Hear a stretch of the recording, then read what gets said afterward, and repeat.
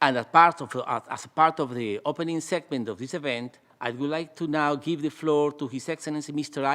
Ivor Richard Fung, Chef de Cabinet of the President of the 79th session of the General Assembly of the United Nations. You have the floor, sir.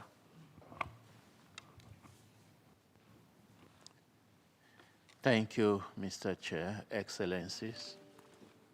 The President of the General Assembly, His Excellency Philemon Yang, really wanted to be with you this afternoon, but he has a last-minute problem that could not allow him to be here, and he has asked me to deliver his statement.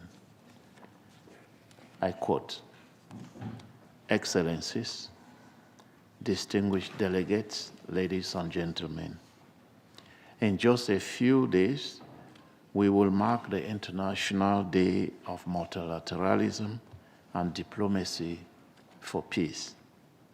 It is a call to defend dialogue over division, diplomacy over destruction, and unity over multilateralism.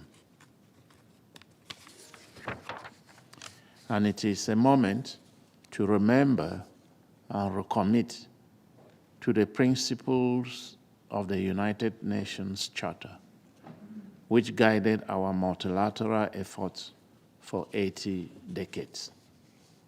Excellencies, just as it was 80 years ago, we once again face a world of profound division.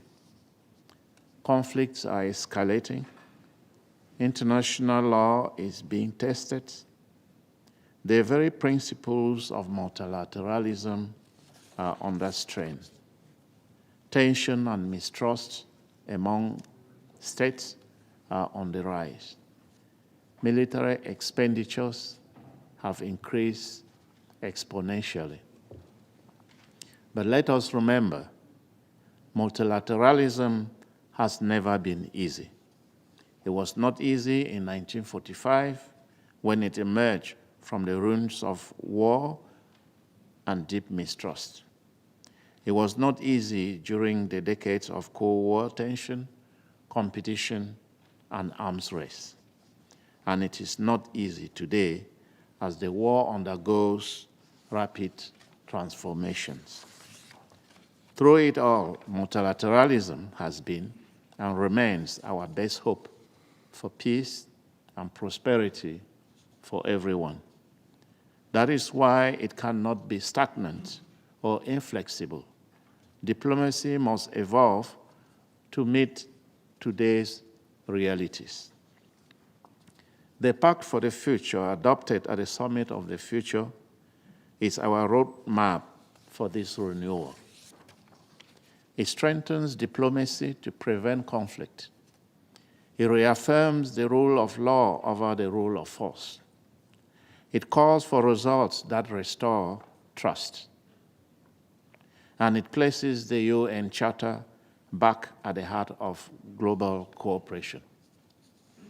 But a roadmap is only useful if we follow it.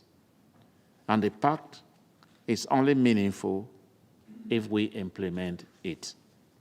As President of the General Assembly, I am committed to the implementation, and I have already launched a series of dialogues to specifically advance this effort.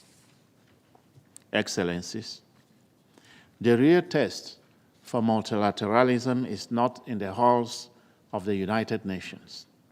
It is in the decisions we make and the actions we take. People must see that multilateralism delivers, not just for the powerful, but for all. That means reforming the international financial system so developing countries have a real seat at the table. Meeting climate commitment so vulnerable nations are not left behind. Advancing disarmament so peace is not just a vision, but a reality. And most of all, it means living up to and upholding the principles of the United Nations Charter. Because peace without principles is fragile, and diplomacy without rules is meaningless. As we approach 24 April, let us not only commemorate multilateralism, let us strengthen it. Let us show that global cooperation still matters, that it can still deliver, that in times of crisis, we choose unity over division. Let us prove that multilateralism works when we choose to make it work. I thank you. End of quote. Thank you, Dr. Fung, for his remarks, and through him, we convey our best wishes for a speedy recovery to the President of the General Assembly, who was unable to join us in person today.